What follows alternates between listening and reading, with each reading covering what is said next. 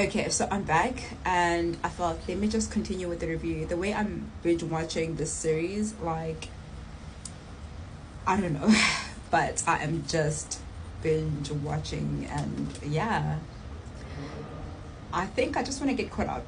That's the main reason why I am binge watching, and I just want to know what's going on. I just want to get to as far as I can with the show, really. And surprisingly, I'm also enjoying doing the reviews.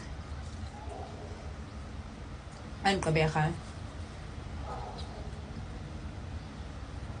I'm also very proud that it's Xhosa content, because I'm Xhosa. I'm not being biased. I watch a lot of Zulu Sotho shows. Like, most South African production has been centered around Zulu and Sotho and all these other cultures. So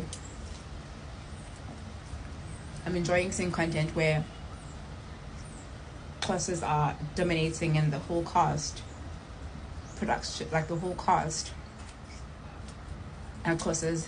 Yeah. So we're going to be doing episode 45. I think I was also speaking from 45. I was speaking about Luzuko and his wives. Like, Luzuko has a funny way of surprising me in the show. He surprises me a lot. Like, how he deals with each and every single wife accordingly. He has this way of catering to all the needs of his wives. He meets them where they are. Like, he's so attentive, and in a polygamy home or someone who's a polygamist, I'm actually quite surprised. But he's doing quite well. I'm shocked at how he's able to manage each and every single one of them. And to me, as I watch it, it seems like he has a wife for every occasion. He has his soulmate, which is a bullet, and then he also has Gqeberha. So Gqeberha is the second wife who is not afraid to get her hands dirty, because she is a conniving person, and he gets to share his gory, dirty details with Gqeberha. And then he also has the Slay Queen. I think the Slay Queen has to do with his ego. Perhaps was just trying to, tick off a bucket list or something, really. But yeah, surprisingly, he is doing very well in pleasing these multiple wives that he has. And then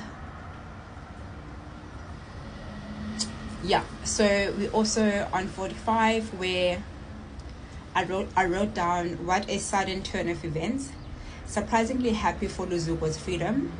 Luzuko's jealousy is outrageous, and the lengths she's willing to go because of desperation is sickening. It shows never trust anyone in life. Right,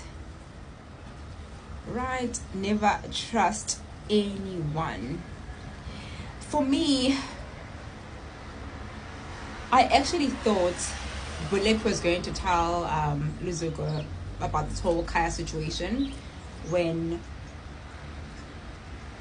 Luzuko cheated on their husband.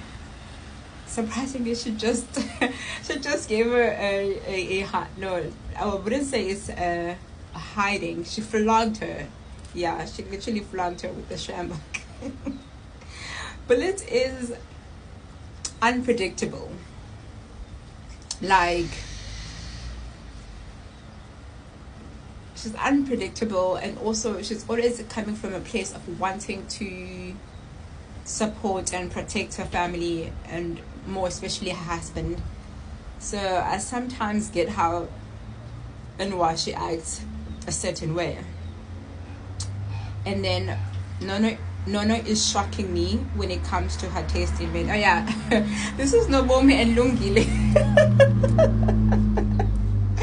Dude, the way I was so shocked. Nobomi surprised me, guys. The way she changed after giving her mom all all that advice about her dad, how she should leave her dad, and then she's busy battling with Lungile, who is blatantly lying to her. I mean, like, for someone that for someone that's smart, you would think that should be woke when it comes to relationships. Surprisingly not, you know. Yeah, we women like character judgment, obviously, like feminists or women like Nobomo, who has all the answers, who are incredibly smart, who are there to motivate, support, and call out people for their wrongs and call people out to account. They also have issues when it comes to their personal relationships. You'll find them battling and being dribbled by men, which is what Lungile was doing to Nobomu. And then we look at episode 55. This is Anati, right? Anati finally went home after all her thoughts of wanting to leave her marriage. Nozuko succeeded in getting rid of Anati.